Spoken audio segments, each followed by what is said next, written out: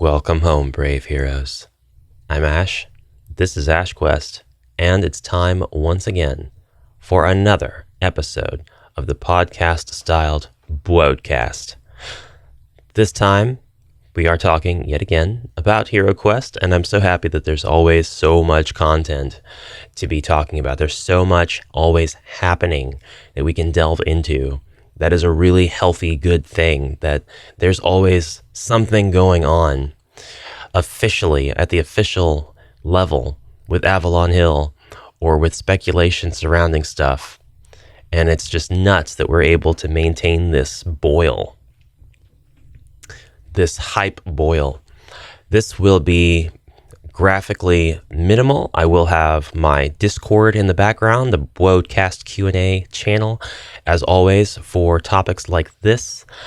And we'll just be talking through the responses. I have a couple of points that I want to make that came to light after the last video. So we'll all be up to date. But this will be best listened to or enjoyed, I would say, going to or from work. And actually, this episode's going to be coming out quite a bit later than regular BwodeCast episodes. So maybe on your way home from work, unless you're one of those night workers. And nothing wrong with that at all. Or perhaps you can save it till you are home and doing laundry, or sorting through your Yu-Gi-Oh card collection. Finally, I know you've been putting it off. I know you've been putting it off forever. Were you a part of the insanity last night? I know I was. I was directly involved in it. We have found a HeroQuest. We had found a HeroQuest card game from Avalon Hill on eBay. Myself and one of our lovely community members were in a bit of a bidding war. But I don't go into these things with any malicious intent. I have a member who really wanted this. I really wanted it too, but I just wanted to make sure that I bid my top dollar, everything that I was willing to put into it, knowing that could run up the price. But I also thought, well, I was pretty certain, I was quite confident in this assessment, as a matter of fact, that the price that it would end at would be far above my comfort level for what I would actually pay at this time for this item. I really do want the HeroQuest card game. I think that its limited release was just a fumble. I think something happened there on the business end that wasn't supposed to really happen or wasn't really considered. And then it happened, and then now we just don't have it. I think a total of like 8 people in the whole world have it. But good news, one of the members of my Discord did win it, which is what I thought might happen.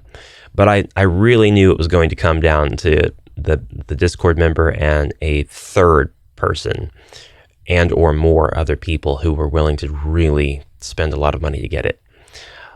So I didn't get it, but one of the Discord members did, so congratulations. And it was pretty cool to see that play out in the Discord. We would post the images of us being the high bidder to one another until the last few moments, which I think it was under a minute left. I was still the high bidder, but I knew it was going to jump. I knew, and jump it did. Jump it did. But that was fun. That was a lot of fun. And let it be known, I've looked at videos about this card game. It doesn't look fun. It looks boring. For those of you who don't know what the card game is, just search YouTube, HeroQuest card game. Avalon Hill put out a card game about the same time as the board game re-release was getting marketed, about the same time, and I think it was only available on the UK Amazon or the Spain Amazon, something in there. Somebody will correct me down below, which is fine. And it was so limited. I think it was up for seconds. I mean, literally, it was not up for very long at all before it was done, sold. And it has never come back. And man, oh man, the company has not said a word about it. They have not breathed any combination of letters. There have been no anagrams. There have been no riddles or puzzles. I think it would be lovely if anyone from Avalon Hill stepped forward and at least said, "What card game?" Just to just to officially pretend it doesn't exist. Just unacknowledge it.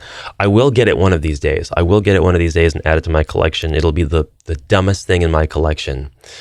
But I'm told it plays a lot like Grizzled, and I looked up Grizzled, and I don't think I'm going to buy Grizzled either because I just don't think that's just not for me. But if you're curious about it, do look it up. And if you really want to play it, you can proxy it. I would just buy Grizzled, and then I would convert all of the components into HeroQuest components, and I would do that. And maybe that is what I will end up doing. But this episode is not about the card game. That was a segue or a tangent. This episode, as you could tell from the thumbnail and the title of the episode, is about the Ogre Horde expansion. And we did talk a bit about that before, but I wanted to present the question to my community. And so once again, in the Discord, I've asked, we're now aware of the Ogre Horde, the price, the date, the storefronts, and so on. And when I say price, I mean the retailer's suggested price, the RRP, as it's abbreviated in the UK. The MSRP, I'm sure, will be the US equivalent of that in the States. When I say date, the date right now just says March. So we're thinking March at the earliest. I fully expect that to either be true or for it to get pushed back. We have been surprised before by things coming out suddenly. So I really don't think it would be too surprising, yes, but not out of the ordinary for Avalon Hill to be like, ha, it's December, boom, we're releasing Against the Ogre Horde. Likely? No, I don't think so, but definitely not impossible. They've done stuff like this before on us. We almost can't rely on any information we've seen at all. The price, we know the RRP is listed. It's up there. It's on a couple of different websites now. It was on Firestorm, and as of this video, it is at least also on Apogee, another UK retailer that's been added to the list of retailers that is starting to demonstrate that they've got this ready for pre-order. And so price, date, and storefronts so far, and so on. So it's time again for the weekly BwodeCast topic. And I presented the question to you, what's in the box? What's in the box? What's the box size going to be? What are going to be the contents of the box? What kind of naming changes will there be? Will there be new minis? Will there be heroes? Will there be more quests than the original? What do you think this new expansion will consist of? And just as importantly, what do you really hope to see? So again, graphically, minimally intensive video. I'll just have my Discord here in the background as I have made all of this discussion public. And you know that when you're coming in, the disclaimers in the channel. If you don't see it, pay attention to channel descriptions, please. No matter what Discord you're in, pay attention to channel descriptions. And let's go. The first one was from Elviler. Huge friend of the channel. I think they'll be revising the ogres similar to Mage of the Mirror. They'll likely have 5 body points. If I'm not mistaken, this was a shorter quest pack. I'm thinking they'll either add some quests from somewhere else or create new ones to fill it out a bit more to make it consistent with other quest packs. This could be wrong though. Technically, they already haven't been consistent with the number of quests per pack. Game system has 13, the packs have 10, but POT actually also has 13, so maybe we'll get a shorter quest line in this one. So, the game system has 14, I believe.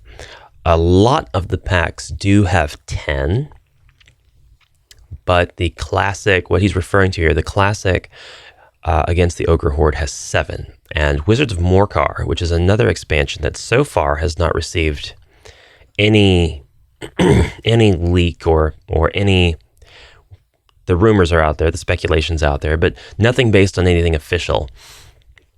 Another expansion though, and these two expansions are usually mentioned together because they have the shared trait. They were both European exclusive. They both appeared in the UK and in the EU, and they did not get US versions. Instead, in the US, of course, you've heard this 100 times if you're a HeroQuest fan or player, we got the Elf Quest Pack and the Barbarian Quest Pack, or Quest Pack for the Elf, or Mage of the Mirror, or Frozen Horror. Those two were US. Ogres and Wizards, UK, or I should say EU, but. We do know that the Ogre Horde is coming out, and it's going to be, I guess I shouldn't say we know this, but I'm like 99% positive, and there's just no precedent for it not to be. Absolutely, totally converted to US/global rules. I'm not saying that to flex. I'm just saying the new HeroQuest, the one that is available now, the contemporary version, it is using the US standard rules. I think that it would use the EU standard rules if a company in the UK or elsewhere in the EU had gotten it. Absolutely, for sure. There's no doubt in my mind. And, I think that we would love it, but regardless. It would actually probably incite the modding community even more, because if it's one thing us folks in the US like to do, it's change stuff to fit the way we like. And there have been a lot of famous conversions to take the European quest packs and convert them to US North American rules anyway, even for the classic editions. So we've got a few mods out there already. But I think that Elvira's right. I think what the ogres are going to have 5 BP. I talk a lot about, I wish they would include the body point tracker. I hope that they do. Do I expect them to? Well, that's different from me wanting them to. What I want to see and what I expect to see, these are two different things. And I think it's really useful to segregate these 2 points whenever you are talking about future releases of something that you like. You should definitely always talk about what you want to see, but recognize that this may be different than what you think will actually be there. But I think the 5 BP is a reasonable assessment. The ogres in the classic US Elf Quest Pack had 10. So with the ogres being cut down to 5 in the contemporary quest pack, the classic quest pack, they had 10. The contemporary, they had 5. Avalon Hill literally cut the ogres in half in terms of body points. I don't know that it would be considered too extraordinary for them to go ahead and use the body point tracker. This isn't me just wishful thinking. I'm just saying, because the ogres from the EU and the ogres from the US were different to begin with, yes, the US ogres being based on the EU ogres. The EU packs came out first, and the US notes were take from the EU quest packs. I'm just wondering if maybe they'll somehow pay homage to the variable body points of the ogres. Perhaps we'll see 5 body point ogres, and then you have to roll a combat die for each one you encounter. And if it's a black shield, then that ogre will now have 1 extra body point. Something simple like that. Or because the UK, the EU rules facilitated being able to fight an ogre nonstop and go just attack one other ogre and then have that ogre just fall out, just die immediately. I'm wondering if there will be some sort of, if you roll a black shield while fighting an ogre, that's a total KO. If you roll a black shield while defending against an ogre, it gains a body point. Something crazy. Just to almost kind of mimic the behavior, to mimic the results of the behavior of the body point tracker. I know I'm talking crazy. All I'm saying is that it's doable and that there are multiple ways of doing it. And the way that Avalon Hill has handled original things so far, I think they've got the ingenuity to do it in a way that makes it strangely fun. Jay Blackstone, Sergeant House, definitely small box with this one. Maybe 2 new Ogre Sculpts miniatures. I strongly believe they will add the Throne miniature as well. I hope they will add dice like they did for the Prophecy and Queen expansions. Druid has to be added in this one, as they already added the other 2 expansions. Then again, they could add new monk items and weapons like they did for Rogue in Rise of the Dread Moon. Hope they will update the quest book with new cards and possibly a new tile. New Ogre Throne Room tile, perhaps? overall, I'm just excited to see what Avalon Hill will have next for us. I absolutely agree with that last bit of the statement. I do know that the classic Ogre Horde has a huge board tile that sets on the board and gives you actually some outdoor. And we've seen a little bit of that in Rise of the Dread Moon, but I think the big ogre tile, the ogre-sized tile, is obviously it's going to fit the new size convention, but I think it's going to be really, really cool to have for a lot of people. The classic Against the Ogre Horde is not super accessible. It's uncommon. There's a lot of it on eBay, but it's not easy to get at an accessible price unless you're a collector and you save up for this sort of thing to begin with. So having this now like available to the masses, that's going to be really exciting. That's going to be really cool to see what they do with that. And it's going to give a lot of people tools to make quests for things like quest jams, So it'll be really, really interesting to see how people use that.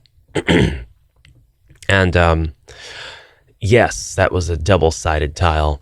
There were a lot of other things that came with the Ogre Quest Pack too that were pretty cool. There wasn't just a lot of content though. I mean, there were 7 miniatures. There were just 7.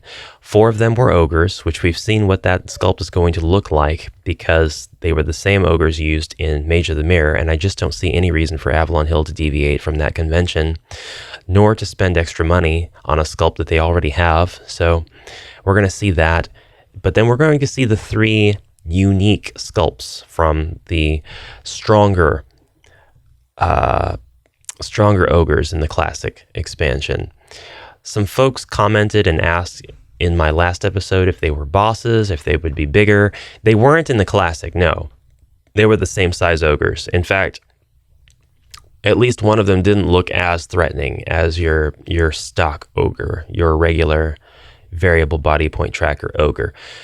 But they were still stronger on paper. And there was still a boss of all of them. And while I want things to stay the same, I could totally see Avalon Hill scaling that guy up. I could totally see them making him huge. But the reason that I guessed at this being a small box is because there just wasn't a lot of content for the old one. That, of course, doesn't mean that there won't be a lot of content for the new one. It doesn't mean it won't be a big box. I'm not saying it has to be a small box. That caused a silly bit of a debate in my last episode. Either side that guesses whether the box will be bigger or smaller, you have validity, and don't claim that somebody else doesn't, because they do. The reason that both sides are valid is because the box size could be smaller just because they're able to fit everything they want to be in the expansion in a small box. That's such a silly thing to even have to explain.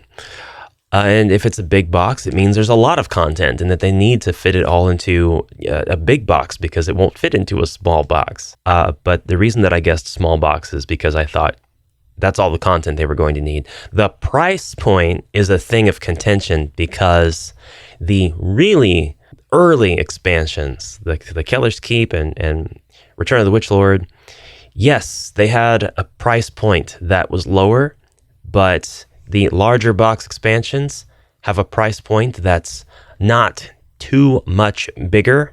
And while the earliest expansions are constantly going on sale, their overall value is basically dropped.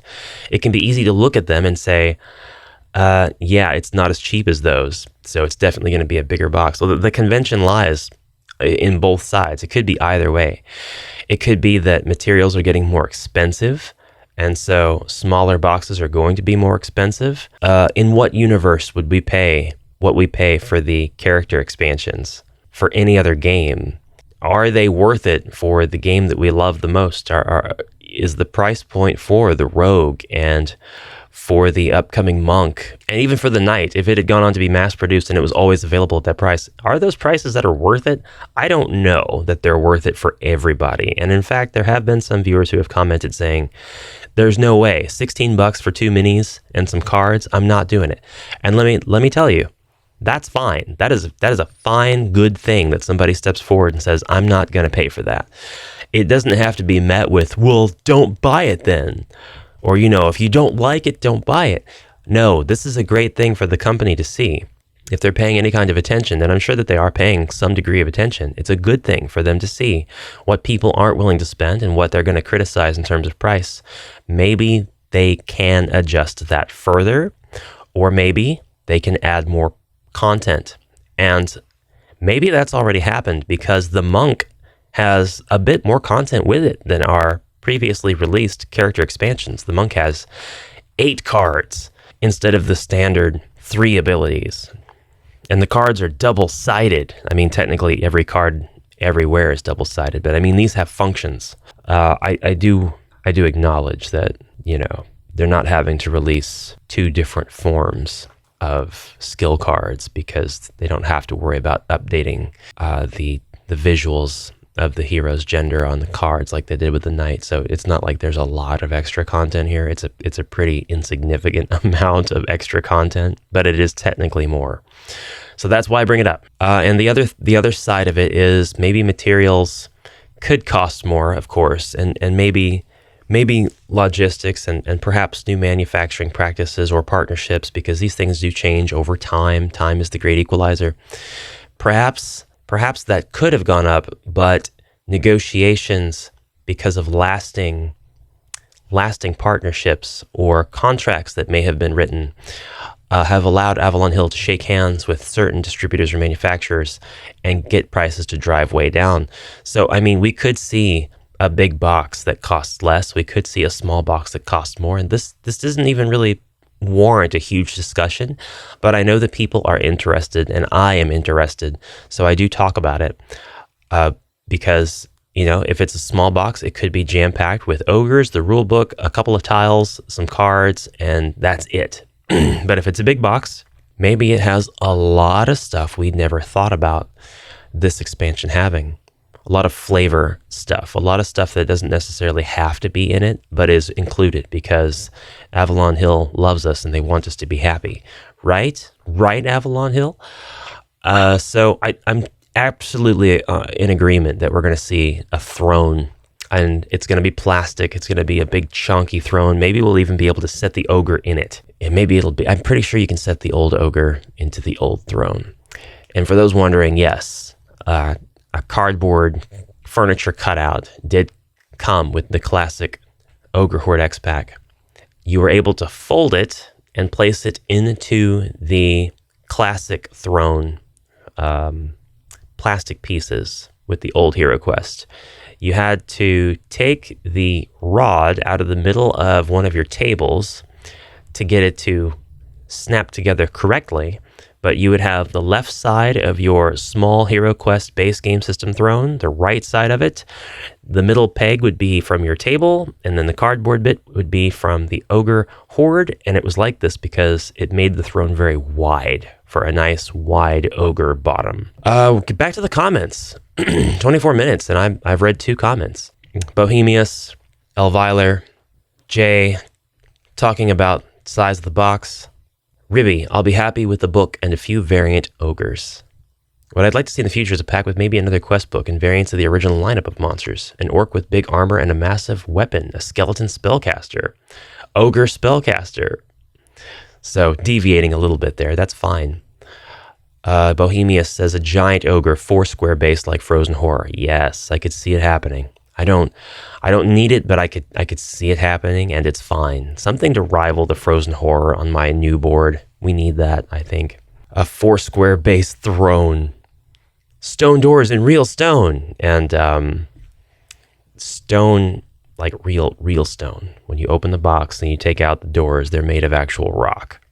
Ogre furniture could be funny, like tables of rough stone. Agreed. We're really assuming the ogres have no architectural know-how whatsoever, no construction or trade skill in their society or their economy. But we've seen the tournament, the World's End tournament official sculpture, and we've seen art of this on the box and in the box for the Path of the Wandering Monk showcased at Gen Con. So I'm pretty sure that that would have been built by the ogres. So I'm wondering very much if our ogres are going to have an Eastern feel to them.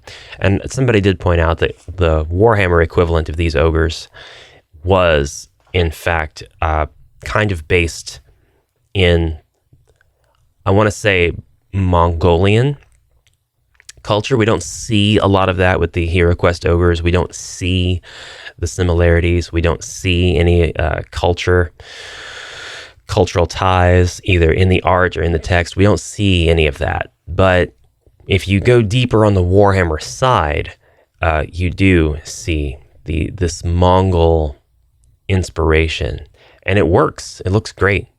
It's just that every single one of them looks like a Khan, and there can be only one Khan, so there's going to be a lot of infighting to figure that out. Ribby, Druid with Bear Form Mini. I think that could be a thing. I did predict that in my last video about it. Bohemius, they need to add new artifacts. Yes, please, please. The more artifacts we have, the more treasure cards, the more everything cards to put in with our base game system, the better. Just every expansion, please add more of every single card type there is. We've got Ward Icon. I hope they have the base ogres, boss ogres, spell cards rather than tokens. I'm in agreement there, 100%. A plastic ogre throne, character sheet pad. I would love a new character sheet pad to go with my Frozen Horror and base game system. Body point tracker alt rules. That would be pretty nice. That would be nice. A nice nod. The Druid and her bear form. I think I'd be content with that as well as the quest book. Oh, and the outdoor tile and some other random cards, potions, equipments, etc. Outdoor tile is a given. It's got to be. It's got to be. Kordak has a verbose comment. I would be inclined to think small box, except that Carmine strongly hinted during Kurgan's Gen Con 2023 interview, after like 3 distinct prompts from Kurgan to verify that an Ogre Horde expansion per the leak was indeed in the works, that if it were, then why wouldn't the team make the effort to give it parity with a large expansion? This was, if I recall correctly, particularly in the context of expanding the quest to 10, so possibly less relevant to box size. But still, and I just to break in here, sorry, I did comment that they could have a lot of content in a small box. You can have a lot of content in a small box. You don't have to let the dread trays win. The real estate from the black plastic does not have to win. You can have a lot of stuff in there. I understand the inclination to anticipate a hero in the box, given that each box since KK and Rotwell has offered a hero some description, and it's probably a reasonable guess. That said, I don't know that I'm convinced yet that it'd have to be the Druid. It could be, of course, but it might not just as easily be the Dwarf. It would, after all, be an opportunity to produce the alt-gender Dwarf in a fairly organic way, particularly if, say, that Wizards of Zargon, should it come about, would be a sort of logical place to drop an alt-gender wizard. Regardless, my prime thinking here is that unlike the 2 current official pre-orders, the Ogre Horde expansion wouldn't likely be focused on mythic content. It could still be an excuse to add the Druid just to get it out there, but it seems less connected. As much as folks would love to see official Dwarf and Wizard packs inspired, it sounded to me like Carmine was more interested in putting development time into new efforts. I am thrilled to see where all those lead going forward. Other than these thoughts, I'll just refer back to my prior points that I'd like to see and sort of expect.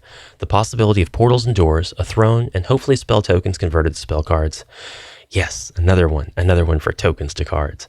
Beyond this, I don't really know. I've never played or even seen in person any of the original UK expansions, so unlike the 90s era NA expansions, which I owned and attempted to play, I'm not at all familiar with Ata in its original form. So, speaking on Chris's point to focus on new, that makes sense until we remember we're talking about something that's not new at all. So we're talking about what is an interpretation of something very old, focusing efforts on new, and even then in the interview they were talking about something that was unreleased, so would still be very much in the context of new. I think that we're going to see all of this stuff, and I think we're going to see it at a good pace, and I think when we see each thing, it is going to be very new to a lot of people in more than one context. There's going to be the newness of having access to an expansion that was previously not available in your territory or was previously only a collection of notes sold on eBay. There's the context of it being in the new 2021 form. There's the context of it being with the new updated rules. If it's a UK X-Pack or EU X-Pack, it's going to have new North American rule set, which is now synonymous with the global rule set. So it's going to be quite a different game than you played back then, unless you apply homebrew immediately. And of course, Wizard and Dwarf stuff, which never got released at all, we know would have followed the NA convention, but those would be very new as well. I think that it's reasonable to expect a Dwarf and Wizard quest pack, in whatever form they take, would have our alt gender Dwarf and Wizard, but I don't think it's unreasonable that the Ogre Horde and Wizards of Zargon quest pack, if the Wizards of Zargon quest pack does indeed come out, I don't think it's unreasonable to expect a Dwarf and Wizard hero in each of those. It's just that if we do see those, I think that a lot of folks will think that we might have a diminished chance of seeing the Wizard and Dwarf quest packs. And I think in addition to that, it kind of positions them to not have alternate heroes of their own. So if they are planned, which if they're being planned, they're probably in the works now. That's not supposed to be a rumor based on anything substantial. It's not based on anything that has evidence. It's strictly Ash just talking crap, okay? If they're in the works at all, if they're going to be, then they probably are now. That's just my position. That's my perspective there. I think that there just doesn't make a lot of sense for them to double up on the amount of female dwarf or female wizard. So my guess on this is druid, only because druid or nobody, only because I'm not sure that we're ever going to see Cryptic Perpetual Darkness. I would love to. I know a lot of people would like to. I'm not going to repeat points that I've made in previous episodes as to why we wouldn't, but it's very possible we won't. And so if we don't, that's the one that has the druid in it, then we will never see the druid. And that doesn't make any sense because the druid's not a part of that expansion specifically. So we want the druid, and I think they want to release that druid to us as soon as possible. So that's why I think the druid would logically come with the Ogre Horde. We've got a lot of pictures from Jace because he forgot what channel he was in. Some legitimate guesses here. A big stone ogre throne, probably made from plastic. Think Flintstones. Big stone slabs just thrown on top of each other, right? Cards for spells, hopefully token spell counters. Jace, no, not token. And some prototypes of stuff that he made. So we have all of the answers, I think, that we wanted. Plenty of speculation, a lot of more of the same, but I do like Kordak's guess about just making sure there is a hero in the box at all, because he's right. Every expansion we've had since the inaugural 2, the Universal 2, the KK and the Rotwell, ever since those, we've had a hero in every single box. So, we've got a convention to break now. It would be really interesting to see where it goes. Guys, I don't care what size the box is. I honestly do not care. And I noticed in the video, the Firestorm video, that of course the heavy box label doesn't mean anything because it was applied to other expansions that don't necessarily need to have a heavy box label, including those that are factually lighter than others that had the heavy box label. But thanks for pointing it out in the comments anyway. Tell me you didn't watch the video without telling me you didn't watch the video. But anyways, that's time for me. Thank you very much for watching. Chime in with whatever you think down below. We honestly don't care about the box sizes here, but whatever it is, it's going to be chock full of stuff. And that is a point I definitely could have made clearer in my last video. No matter what the size of it is, it's going to be full of stuff. I'm curious, very much curious as to how they will handle the naming convention changes. I know Against the Ogre Horde is very likely what they could call this because that's what the old product was called. I know his Bizargon chimed in with some trivia about the name being much simpler and the name change being last minute, I don't for one second think that they're going to name it what the placeholder name is on the website, even if by coincidence that's the same as the original name. I just don't see that. That would be one of the blandest names ever, and I would really hope they would add more excitement to it. So I really hope they either stick with the original name or they do change it to something a little different. They could call it whatever they like. But if they have to change the name of Wizards of Morcar, which they don't have to if they're planning on making a character named Morcar relevant to the lore, then I could see them changing the name of this one too, and thus establishing a EU to US classic convention where they have their own rules and methods for converting that content. So then we can kind of take a peek into that as homebrewers and see where they're going to go with Wizards of Morcar, and we can see where they're going to go with Dark Company if indeed they do release that quest. Guys, thank you so much for watching. Please comment anything you like down below. I will see you in the next episode. Until then, have a fantastic rest of your day, and bye for now.